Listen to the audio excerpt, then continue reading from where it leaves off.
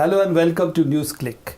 We have with us to discuss the Iran-US standoff Professor Aijaz Ahmad, who's been following this issue on NewsClick and elsewhere for quite some time. This is an issue which has been going on now for almost 2 years. 5 years. You have United States claiming that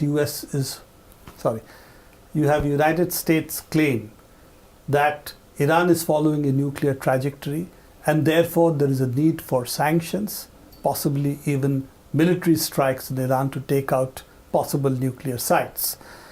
There has been some discussion last year in which it was decided that Iran will send its stock of uranium out for further enrichment from 5% to 20% level.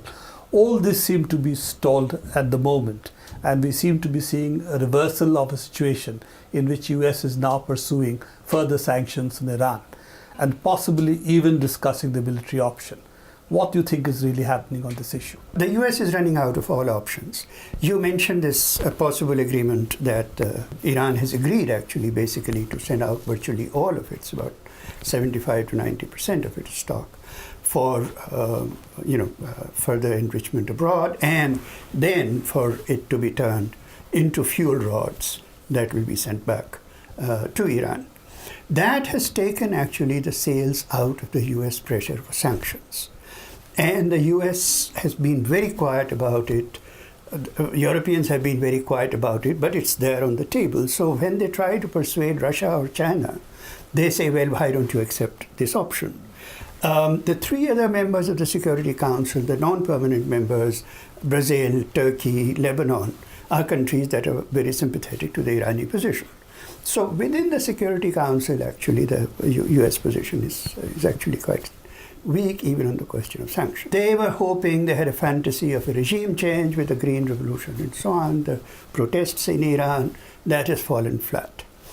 They have had this strategy of using terrorist groups inside Iran, and now even Pakistan, their client, has helped Iran capture the chief of Jundallah, the Sunni group operating out of Pakistani and Irani Balochistan. Now, specifically on the questions of sanctions, there are 3 or 4 kinds of sanctions they're asking for. One is a financial sanction in which all the financial institutions of Iran are to be sequestered and you're not supposed to deal with them. Well, China gets 11% of its oil from Iran. Is it going to stop dealing with the Central Bank of Iran? So, there's that. There is the question of transportation, etc. The only thing that could actually be crippling for Iran is the gasoline imports. Some 35% of all gasoline used in Iran is imported from abroad. China has specifically said that it will not cooperate in that. The time for anything of that kind simply has not come. It's very unlikely that anyone else will either.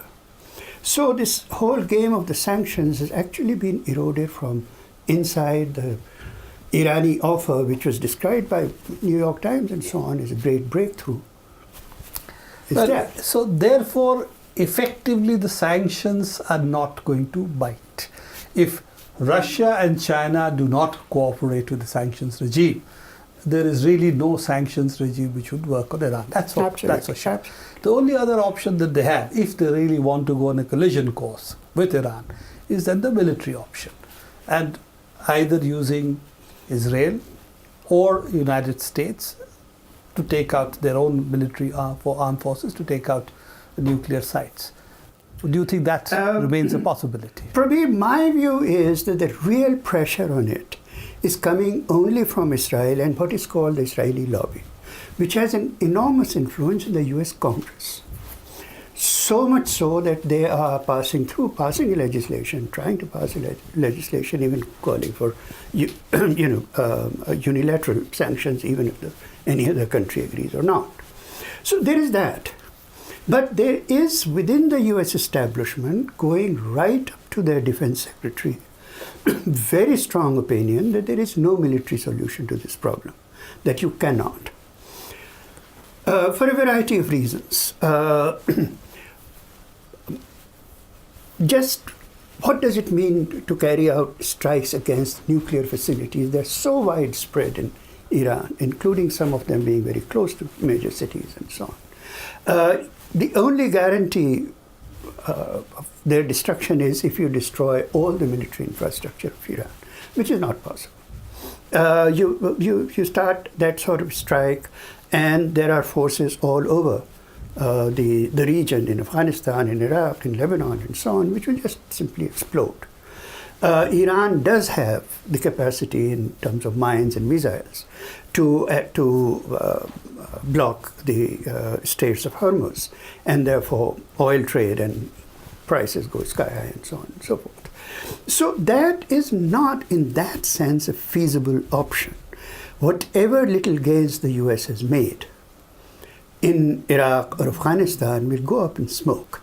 So my sense is that the only game in town for the Americans, if that is a game in town, is to keep up the pressure and the fiction that this kind of attack may come. And essentially, sooner or later, settle for this offer that Iran has made. So my view is that no such strike is actually coming. My view also is that Israel cannot carry out that kind of strike if the Obama administration really tells it not to. And Robert Gates, the defense secretary, has been absolutely clear on this since he took charge under Bush, that there is no military solution to this and it will be counterproductive. You know, it's a very interesting issue, really, that the only counterweight to Iran in that region was Iraq. And that's effectively been taken out. That's right. Leaving essentially Iran with no counterweight, except if you look at Israel and Turkey, which are quite far away from Iran. That's right. And Turkey has been normalizing its relations with Iran at a very, very rapid rate. They have historically had a common problem in the Kurdish region in which they have sort of cooperated a bit. But Turkey used to be allied much more with Israel and much more hostile to Iran and so on. That is shifting very fast. One of the things that appears to be on the surface is that US was quite willing for the Iranian deal, but it was really the quote-unquote democratic opposition to Ahmadinejad which made them pull back and think of again a possibility of a regime change. Yes, they had a fantasy that this will somehow weaken the regime. In fact, what happens, you see, the Ahmadinejad regime came into being, which is really the regime of the Revolutionary Guards, came into being in the specific context that since around 1990, the US has been encircling Iran militarily. So there is an absolutely siege mentality, and this has been going on for 20 years. People like Ahmadinejad were kids in 1990. So this is the generation which has actually grown up with this siege mentality. And each time the Americans make this noise and Israelis make this noise that we are going to strike, we are going to do this, it actually reinforces an Irani patriotism which coalesces around the government. Do you think there is a possibility of a complete game changer of actually Iran and the US, in that sense, learning to quote-unquote live with each other and changing the equation in West Asia? Some of the strategic organizations have been arguing that this is a possibility. Not in the way in which some of those arguments have unfolded. But look, in a sense, the US has been living with this. They have had Irani cooperation in Iraq.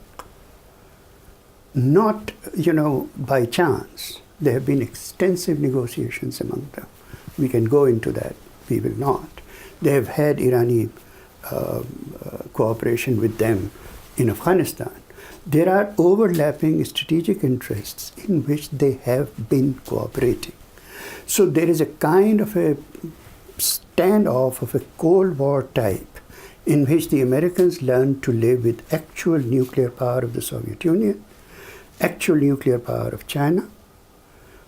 This is not any real nuclear power. The only thing, what is it that they have against Iran? If you look at it, it's only that Iran is rising as a competitor of Israel. Of course. There is no other basis for this animosity. Thanks, Aijaz. It's been an interesting discussion. I'm sure as the events unfold, we'll have more to discuss, because I don't think the Iran-US issue is going to go away in a hurry.